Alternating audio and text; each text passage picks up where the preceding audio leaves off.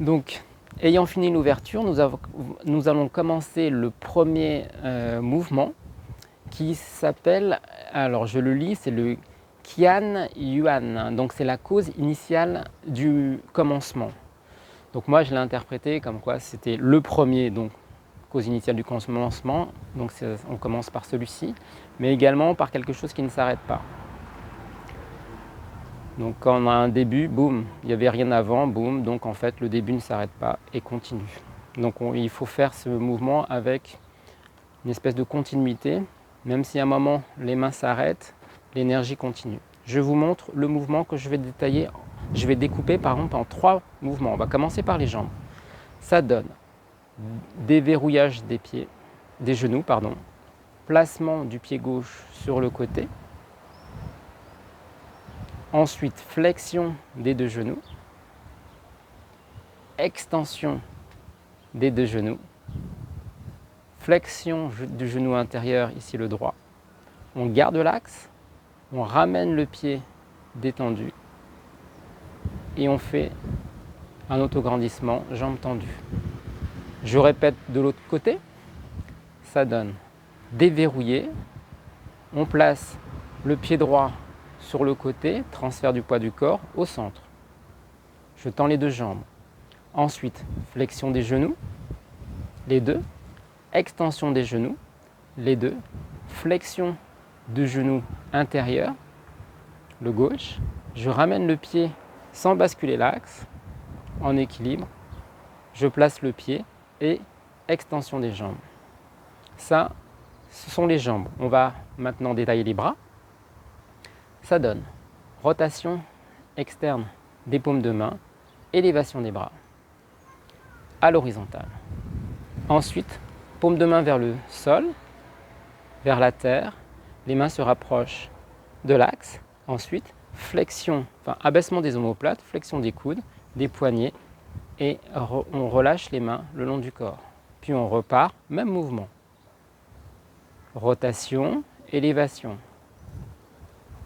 Arrivé à l'horizontale, les paumes de main se tournent vers le sol. Puis flexion, abaissement plutôt des omoplates, des coudes et des poignets. Et on relâche. Troisième zone qui va travailler, qu'on va détailler, c'est la tête. Donc, la tête fait rotation sur la gauche, car on part à gauche. Ensuite, il va y avoir ouverture de bras. Le bras revient dans l'axe, la tête revient dans l'axe. Ensuite, on va descendre et remonter. On va partir à droite, donc regard à droite. Les bras reviennent dans l'axe, la tête les accompagne. Ça, c'est le mouvement de la tête. Maintenant, nous allons faire jambes, bras, et ensuite jambes, bras et tête. Jambes, bras. Déverrouiller les genoux, paume de main vers l'extérieur, pied gauche vers la gauche, ouverture des bras. Rotation des poignets, main vers le sol, flexion, jambes et bras. Extension, jambes et bras. Ensuite, flexion, jambe intérieure. C'est la droite. On ramène le pied et on relâche en s'autograndissant. De même de l'autre côté. Rotation des poignets, flexion des genoux, ouverture, légère, c'est un déverrouillage.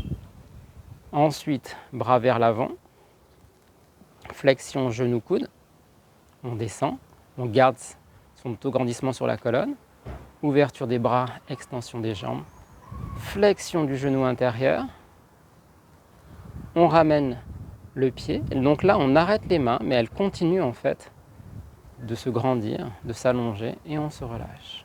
Voilà, l'énergie continue. Maintenant, nous allons faire jambes, bras et tête. La difficulté de ce mouvement, vous l'avez bien compris, rien n'est compliqué, mais la synchronisation des 3 tête, jambes, bras est complexe.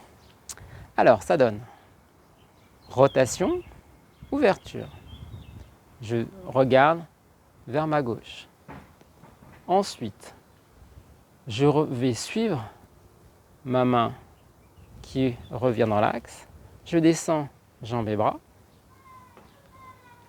Je vais aller à droite, donc je regarde vers ma droite.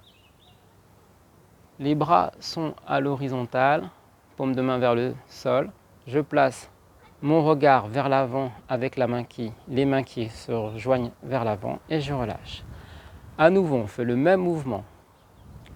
Regardez sur votre droite, ouvrez le pied et les deux bras.